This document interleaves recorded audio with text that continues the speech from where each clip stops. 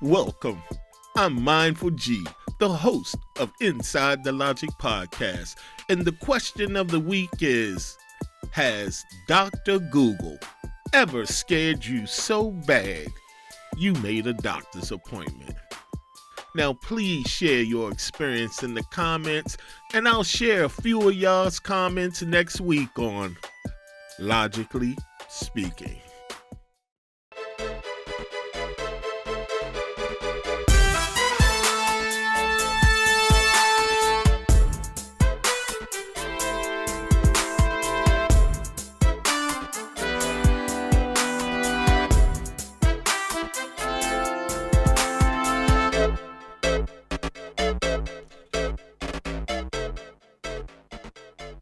Okay.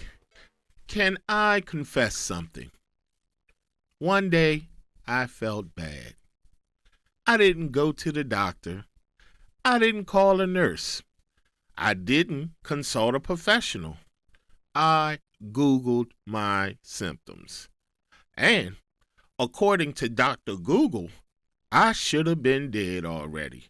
Because tell me why you can Google slight headache, and Dr. Google's answer is, oh, that's dehydration or a rare disorder that only has 6 recorded cases, and 5 of them are already dead.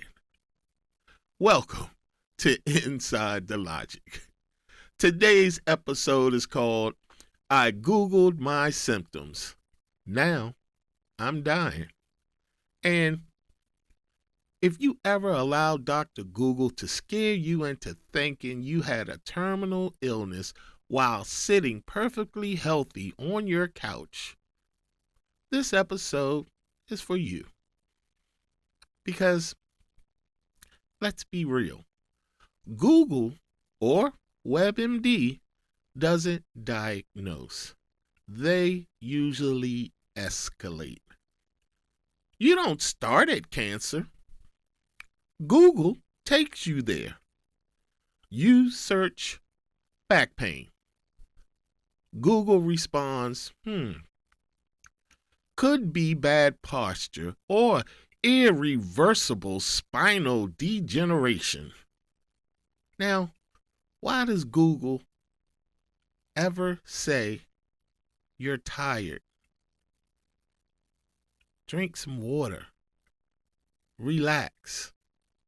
Why is Google always over the top? Hey, pack your bags, bro. It's been real. And the worst part, a lot of us believe it. Y'all agree? So, here's how it goes for most of us. Step 1, we feel something minor. Step 2, we Google it. Step 3, we panic. Step 4, we start feeling new symptoms that weren't even there before. And step 5, we accept our fate. Now your illness got friends. Your chest starting to get tight. Your left eye starts twitching. And you have a feeling in your knee that was never there. And you're thinking, I kind of sort of thought I did feel that. No, people. You just unlocked your internal anxiety premium app. Because once your brain believes something is wrong, your body starts cooperating. So, let's talk about why we do this. Because it's not just stupidity. It's convenience, cost, fear, and access. Then, doctors. Appointments take weeks. Co-pays hurt pockets. And nobody wants to hear bad news. But Google is free, instant, and no judgment. But what Google doesn't know is your history. your stress level, your lifestyle, or that you haven't slept in days. I swear, Google treats everybody like a rare case study. And let's add social media to the mix because now it's not just Google anymore. It's TikTok doctors, Instagram symptoms, X threads. You're scrolling and suddenly see. If you have these three signs, you've been sick longer than you think. Now, you're home checking yourself like TSA. And people online be like, I ignored these symptoms for years and now what? People, please ignore this nonsense. And we've all self-diagnosed at some point. Oh, I have ADHD. Oh, I'm depressed. Oh, I have anxiety. And hey, some of it may be real. Some of it is just self-awareness. And some is your algorithm feeding your fear. And as we know, fear will keep you scrolling. And always remember, your phone is listening. But not really. Anyway, here's the real science. Studies show that people with higher anxiety are significantly, you know the word, more likely to self-diagnose online. Why? Because anxiety looks for certainty. And Google offers answers even when they're wrong.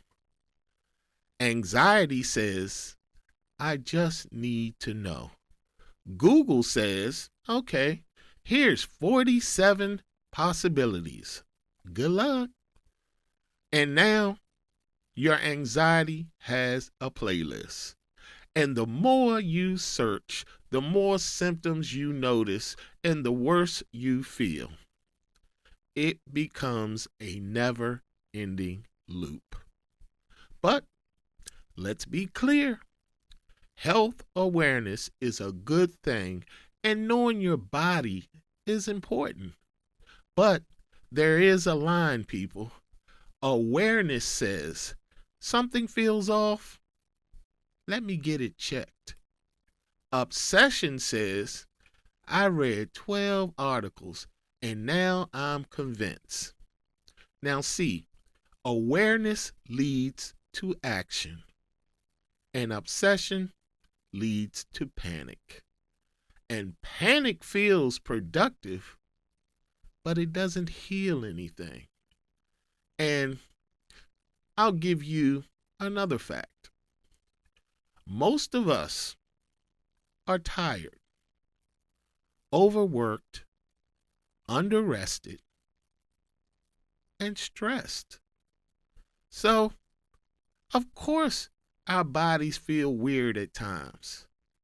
Your symptoms might be, burnout, lack of sleep, poor diet, too much screen time.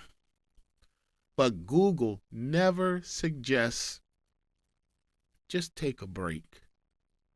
Google always says, this could be serious. Now, let me ground this. Not everything is anxiety. Now, you should see a professional when symptoms are persistent, symptoms worsen, pain interferes with daily life, and your gut says something isn't right. Because Googling at 2 a.m. with no context and no expertise, that's not healthcare. That's an anxiety attack waiting to happen. So, let's wrap this up. If you Googled your symptoms and now you think you're dying, you're not crazy. You're human. But remember this: the internet is good for information, but not for health diagnosis, people. Your body is complex, and your mind is powerful. And your anxiety can be loud. So understand, not every discomfort is a disaster. And sometimes you don't need a second opinion. You just need rest, less scrolling, and a real conversation with a professional. This is Inside the Logic. And remember, just because Google says it's fatal doesn't mean it's final. Until the next time, peace.